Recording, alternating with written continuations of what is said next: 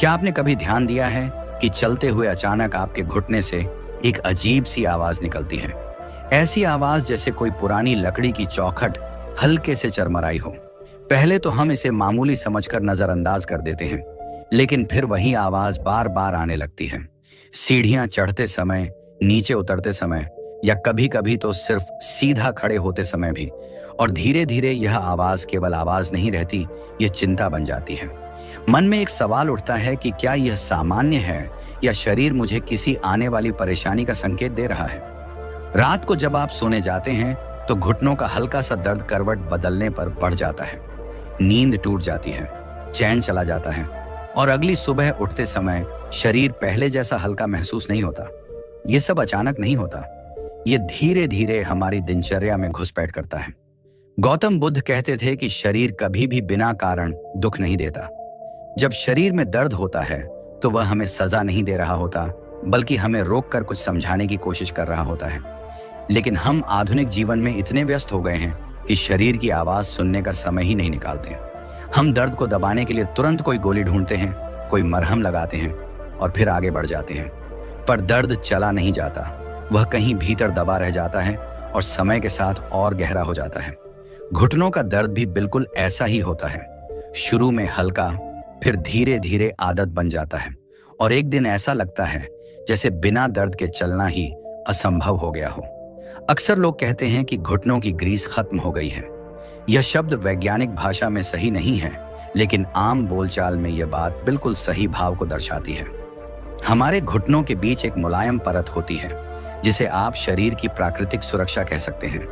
यही परत हमें चलने, दौड़ने, बैठने और उठने में सहारा देती है। यही परत दो हड्डियों को आपस में रगड़ खाने से बचाती है।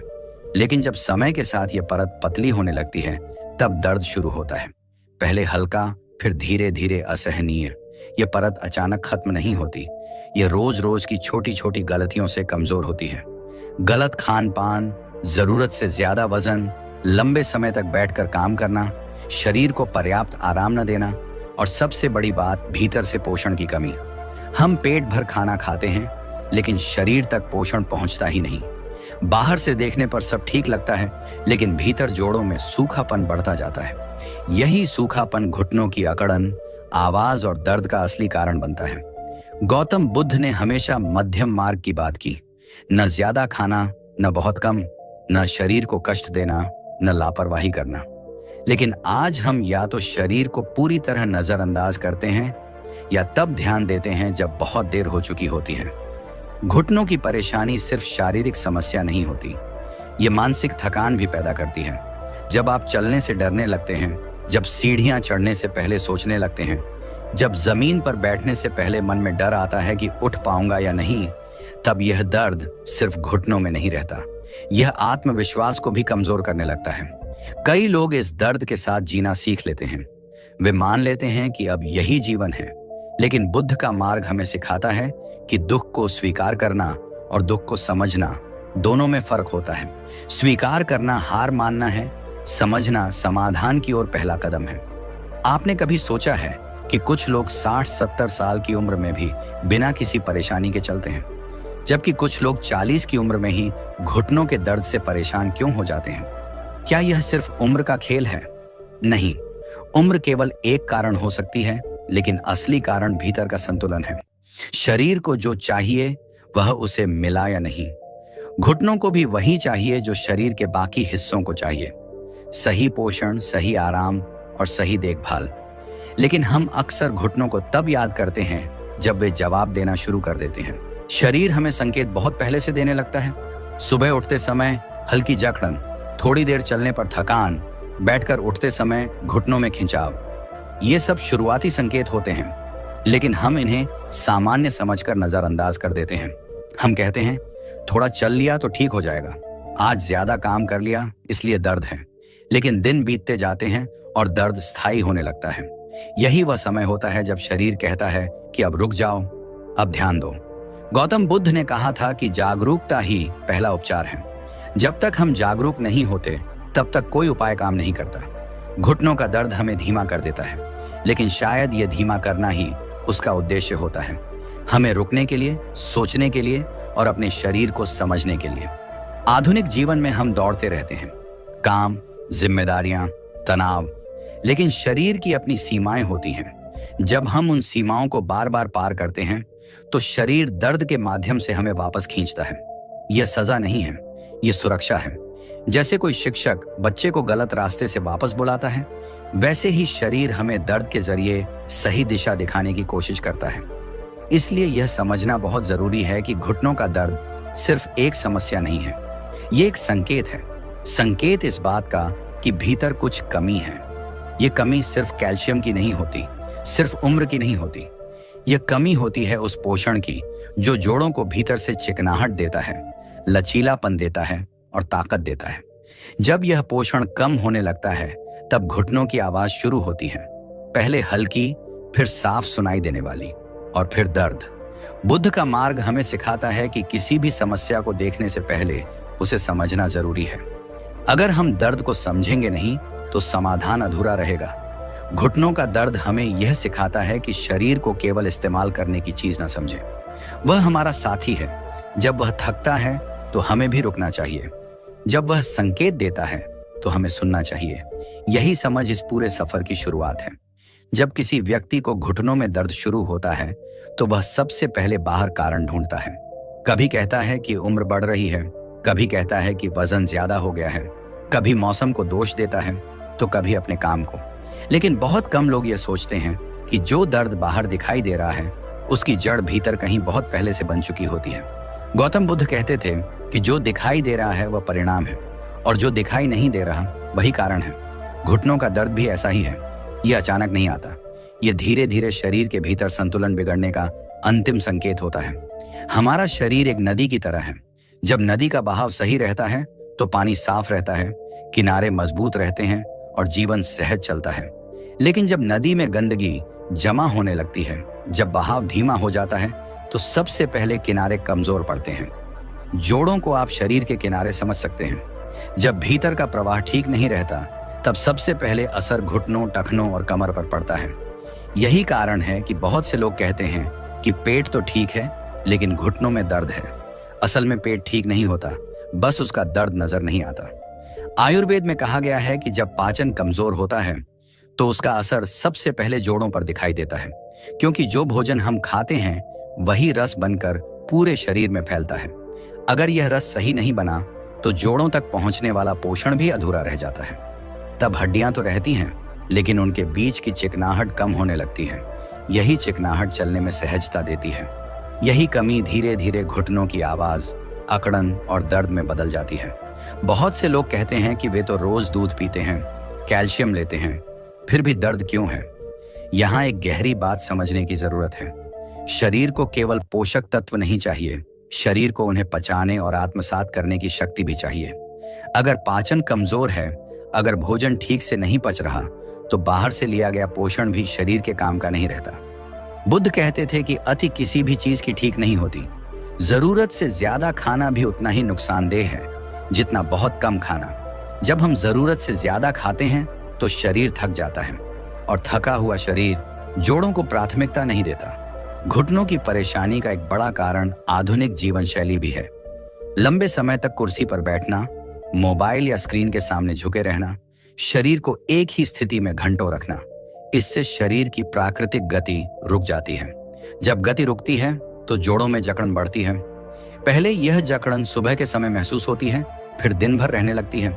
धीरे धीरे व्यक्ति चलने से बचने लगता है, उठने बैठने से डरने लगता है। यही डर दर्द को और गहरा कर देता है। तनाव भी घुटनों के दर्द का एक छुपा हुआ कारण है। जब मन भारी रहता है, जब भीतर चिंता जमा रहती है तो शरीर सिकुड़ जाता है, मांसपेशियां सख्त हो जाती हैं, रक्त का प्रवाह धीमा पड़ जाता है। ऐसे में जोड़ों तक पोषण पहुंचना और मुश्किल हो जाता है।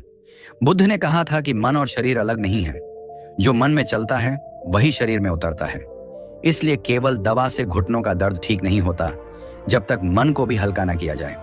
आपने देखा होगा कि कुछ लोग कम खाकर भी स्वस्थ रहते हैं, जबकि कुछ लोग बहुत कुछ खाने के बाद भी कमजोर महसूस करते हैं। फर्क मात्रा का नहीं, गुणवत्ता और संतुलन का होता है। घुटनों के लिए केवल कैल्शियम नहीं, बल्कि शरीर में सही चिकनाहट, सही ऊष्मा और सही प्रवाह जरूरी होता है। जब यह तीनों बिगड़ते हैं तब जोड़ों में सूखापन आता है। यही सूखापन दर्द की जड़ है। शरीर हमें बहुत पहले चेतावनी दे देता है। सुबह उठते समय अगर घुटनों में भारीपन है तो यह पहला संकेत है। अगर कुछ देर चलने के बाद ही थकान महसूस होती है तो यह दूसरा संकेत है। अगर जमीन पर बैठने से डर लगने लगे तो यह तीसरा संकेत है। लेकिन हम इन संकेतों को अनदेखा करते रहते हैं। हम सोचते हैं कि अभी उम्र ही क्या है, अभी तो काम करना है। लेकिन शरीर उम्र नहीं देखता, वह संतुलन देखता है। जहां संतुलन बिगड़ता है वहीं समस्या शुरू होती है। बुद्ध कहते थे कि दुख का कारण अज्ञान है। हम शरीर के नियमों को जानते नहीं और फिर दुखी होते हैं। घुटनों का दर्द भी उसी अज्ञान का परिणाम है। हम शरीर को केवल एक मशीन की तरह इस्तेमाल करते हैं। जब तक चलता है चलाते हैं, जब खराब होता है तब मरम्मत की सोचते हैं। लेकिन शरीर मशीन नहीं है, यह एक जीवित प्रणाली है। इसे रोज ध्यान, समय और समझ चाहिए। जब कोई व्यक्ति यह समझ लेता है कि घुटनों का दर्द केवल बाहर की समस्या नहीं है बल्कि भीतर के असंतुलन का परिणाम है, तभी वह सही दिशा में बढ़ना शुरू करता है। गौतम बुद्ध कहते थे कि सही प्रश्न पूछना ही आधा समाधान है। जब प्रश्न बदल जाता है, दर्द कैसे खत्म करूं से दर्द क्यों पैदा हुआ, तभी शरीर के साथ संघर्ष खत्म होता है और सहयोग शुरू होता है। यही वह मोड़ है जहां से उपचार की वास्तविक यात्रा आगे बढ़ती है। प्रकृति ने शरीर के लिए कभी भी जटिल समाधान नहीं बनाए। उसने हर समस्या के लिए सरल रास्ता रखा है, लेकिन वह रास्ता धैर्य मांगता है। घुटनों के दर्द में भी यही नियम लागू होता है। जोड़ों की समस्या वर्षों में बनती है, इसलिए उसका समाधान भी धीरे धीरे ही होता है। लेकिन जब समाधान सही दिशा में होता है तो उसका असर गहराई तक जाता है। बुद्ध ने कहा था कि जो उपाय मन, शरीर और समय तीनों का सम्मान करता है वही स्थायी होता है। सबसे पहले हमें यह समझना होगा कि जोड़ों का सूखापन एक दिन में नहीं आता। यह शरीर में रस की कमी से पैदा होता है। यह रस केवल पानी नहीं है बल्कि भोजन से बनने वाला वह पोषक तत्व है जो हर कोशिका तक पहुंचता है। जब पाचन कमजोर होता है, जब भोजन अधूरा पचता है, तब यही रस कमजोर हो जाता है। नतीजा यह होता है कि शरीर जरूरी हिस्सों को तो पोषण देता है लेकिन जोड़ों को प्राथमिकता नहीं देता। घुटने धीरे धीरे सूखने लगते हैं। यहीं से प्रकृति का पहला नियम सामने आता है, शरीर को भीतर से नम रखना। लेकिन यह नम केवल बाहर से पानी पीने से नहीं आता। यह सही समय पर, सही मात्रा में और सही तरीके से पोषण देने से आता है। बुद्ध ने कहा था कि भोजन भी ध्यान बन सकता है अगर वह सही समझ के साथ लिया जाए। बहुत से लोग जल्दी जल्दी खाते हैं, बिना चबाए निगलते हैं और फिर पेट भरे होने के बावजूद शरीर खाली रह जाता है। ऐसा भोजन शरीर को भारी तो करता है लेकिन पोषण नहीं देता। घुटनों के लिए सबसे जरूरी चीज है नियमितता। कोई भी प्राकृतिक उपाय तभी काम करता है जब उसे रोज बिना जल्दबाजी के अपनाया जाए। प्रकृति चिल्लाकर असर नहीं दिखाती, वह फुसफुसाकर बदलाव करती है। इसलिए यहाँ कोई एक दिन का चमत्कार नहीं है। यहाँ 7 दिन, 15 दिन और 21 दिन का धैर्य है और यही धैर्य शरीर को खुद को ठीक करने का अवसर देता है। प्रकृति ने कुछ बीज ऐसे बनाए हैं जिनमें अद्भुत संतुलन छुपा है। ये बीज न बहुत गर्म होते हैं न बहुत ठंडे। ये शरीर में जाकर वहां काम करते हैं जहां सूखापन होता है। सदियों से इन्हें रसोई में इस्तेमाल किया जाता रहा है, लेकिन सही तरीके और सही उद्देश्य से नहीं। जब उद्देश्य बदलता है तब असर भी बदलता है। मेथी के बीज शरीर के भीतर की जकड़न को धीरे धीरे ढीला करते हैं। वे पाचन को मजबूत करते हैं ताकि भोजन से बनने वाला रस शुद्ध हो सके। वहीं कलौंजी के बीज शरीर में भीतर की सूजन को शांत करने में सहायक माने जाते हैं। यह कोई दवा नहीं है बल्कि शरीर को याद दिलाने का तरीका है कि उसे क्या करना है। जब यह दोनों बीज मिलकर काम करते हैं तब उनका असर केवल घुटनों तक सीमित नहीं रहता बल्कि पूरे शरीर में हल्कापन आने लगता है। इन बीजों को लेने का तरीका भी बहुत महत्वपूर्ण है। बुद्ध कहते थे कि विधि जितनी सरल हो, परिणाम उतना ही गहरा होता है। रात को सोने से पहले एक छोटे से पात्र में पानी लें, उसमें 2 मेथी के दाने और 2 कलौंजी के दाने डाल दें। यह मात्रा बहुत कम लग सकती है, लेकिन यही इसकी शक्ति है। इन्हें रात भर भिगो कर रखें। इस दौरान बीज पानी के साथ संवाद करते हैं। वे कठोर नहीं रहते बल्कि शरीर के लिए कोमल बन जाते हैं। सुबह उठते ही बिना कुछ खाए शांत मन से इन बीजों को मुंह में रखें। उन्हें जल्दी निगले नहीं, धीरे धीरे चबाएं। जैसे जैसे आप चबाते हैं, उनका स्वाद और गुण लार के साथ मिलकर भीतर जाते हैं।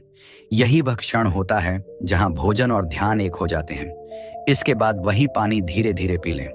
यह प्रक्रिया केवल पेट के लिए नहीं, बल्कि पूरे शरीर के लिए होती है।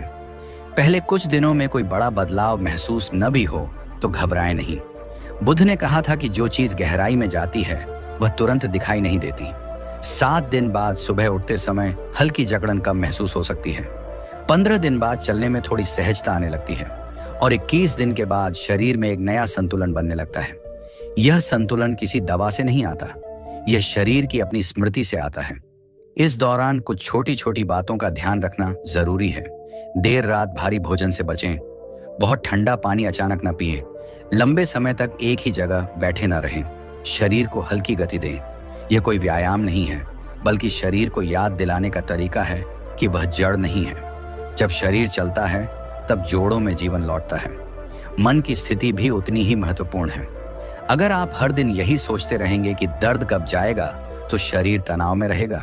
लेकिन अगर आप यह सोचें कि मैं शरीर को समय दे रहा हूं, तो शरीर भी सहयोग करेगा। बुद्ध ने कहा था कि अपेक्षा दुख की जड़ है। प्रक्रिया पर भरोसा रखें, परिणाम अपने आप आएगा। जब कोई व्यक्ति किसी प्राकृतिक प्रक्रिया को अपनाता है और उसे कुछ दिनों तक धैर्य के साथ निभाता है, तो शरीर धीरे धीरे बदलना शुरू करता है। यह बदलाव शोर नहीं करता, यह किसी दवा की तरह तुरंत राहत नहीं देता, लेकिन जो राहत देता है वह भीतर तक जाती है। गौतम बुद्ध कहते थे कि जीवन में जो चीजें शांति से आती हैं, वही लंबे समय तक टिकती हैं। घुटनों के दर्द का उपचार भी ऐसा ही है। जब आप शरीर को सही दिशा में सहारा देना शुरू करते हैं, तो शरीर भी अपने भीतर छुपी स्मृति को फिर से जागृत करने लगता है। अब सबसे महत्वपूर्ण बात यह है कि इस प्रक्रिया को केवल एक उपाय की तरह नहीं, बल्कि जीवन की लय का हिस्सा बनाया जाए। बहुत से लोग कुछ दिन प्राकृतिक उपाय करते हैं, थोड़ा आराम महसूस करते हैं और फिर पुरानी आदतों में लौट जाते हैं। यही वह क्षण होता है जहां समस्या दोबारा जन्म लेती है। बुद्ध ने कहा था कि मार्ग पर चलना ही साधना है।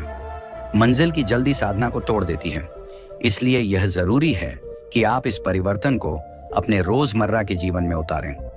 सुबह उठने का तरीका ही शरीर की दिशा तय करता है। जब आप सुबह उठते हैं तो तुरंत उठकर भागने की बजाय कुछ क्षण शरीर को महसूस करें। घुटनों में हल्की गति दें, उन्हें मोड़ें, सीधा करें, लेकिन बिना जोर लगाए। यह कोई व्यायाम नहीं है, यह शरीर से संवाद है। शरीर को यह संदेश देना कि अब दिन शुरू हो रहा है, डर के साथ नहीं, सहजता के साथ। यह छोटी सी आदत जोड़ों में जमी हुई कठोरता को धीरे धीरे कम करने लगती है।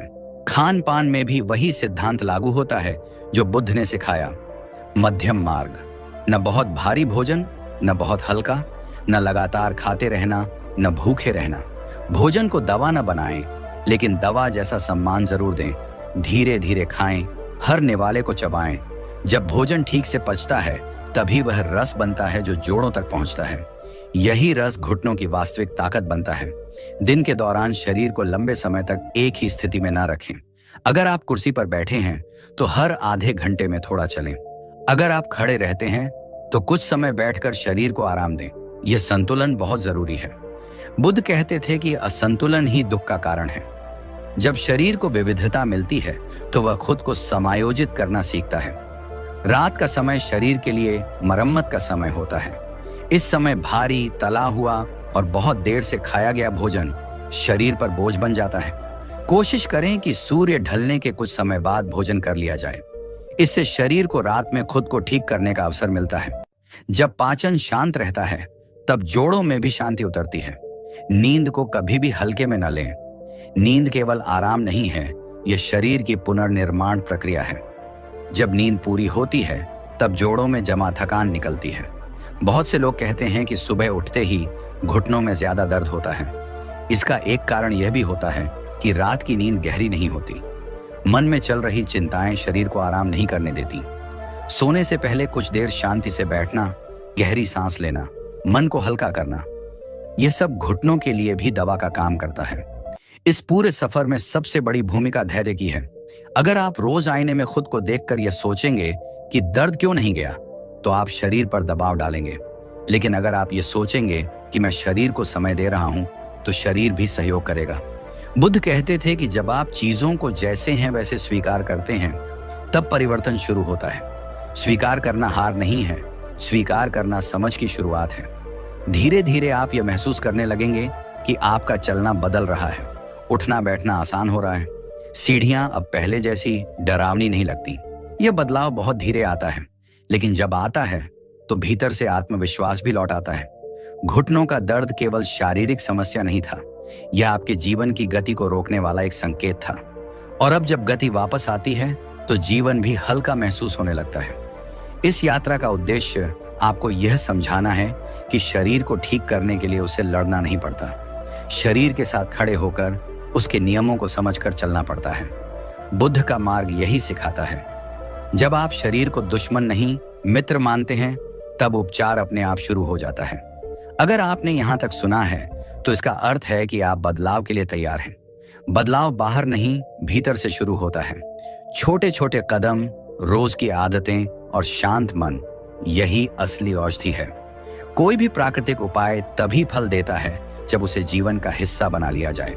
और अंत में बस इतना ही कहना है कि शरीर आपको कभी धोखा नहीं देता, वह हमेशा सच बोलता है।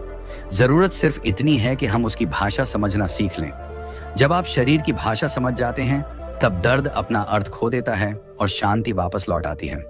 अगर यह अनुभव आपको भीतर तक छू गया हो तो इसे केवल सुनकर मत छोड़िए, इसे जीने की कोशिश कीजिए।